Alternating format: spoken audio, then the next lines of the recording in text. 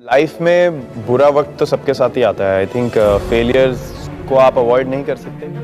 कहते हैं कामयाबी बलिदान मांगती है और कुछ पाने के लिए कुछ खोना पड़ता है, और इन्हीं दो बातों को प्रूव करती है विराट कोहली की कामयाबी, जिस कामयाबी ने उनसे उनके पिता को छीन लिया। इस छोटी सी कहानी की शुरुआत होती है दिल्ली के फिरोज शाह कोटला मैदान से।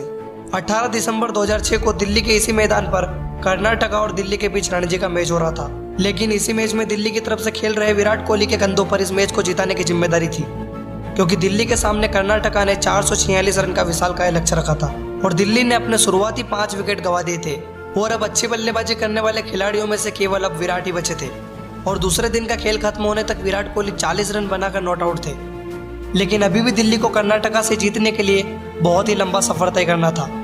विराट जब दिन का खेल खत्म कर अपने होटल के कमरे पर पहुंचे तो उनके पास रात को करीब 3 बजे अचानक घर से कॉल आता है और उनके घर वाले उन्हें बताते हैं कि उनके पिता अब इस दुनिया में नहीं है और तुम जितना जल्दी हो सके घर आ जाओ। और इस बात को सुनते ही विराट कोहली तुरंत घर आ गए, लेकिन अब उनके सामने सबसे बड़ी चुनौती खड़ी थी कि वह ऐसी स्थिति में अपने परिवार के साथ रहे या फिर अपनी टीम के लिए खेलने जाए।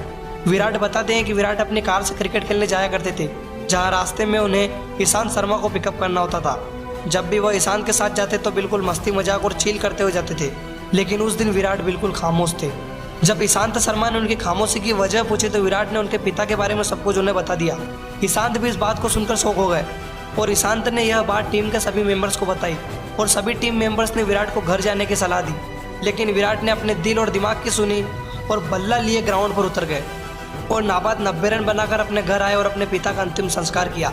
और फिर ग्राउंड पर आकर उन्होंने सेंचुरी मारी और उस सेंचुरी को अपने पिता के नाम कर दिया। और शायद इसी बलिदान के कारण विराट कोहली आज इतने बड़े क्रिकेटर हैं। विराट कोहली बचपन से ही चाहते थे कि मैं जब इंटरनेशनल मैच खेलूं तब मेरे पिता मुझे देखे, लेकिन उनके पिता उनको छोड़कर चले गए थे।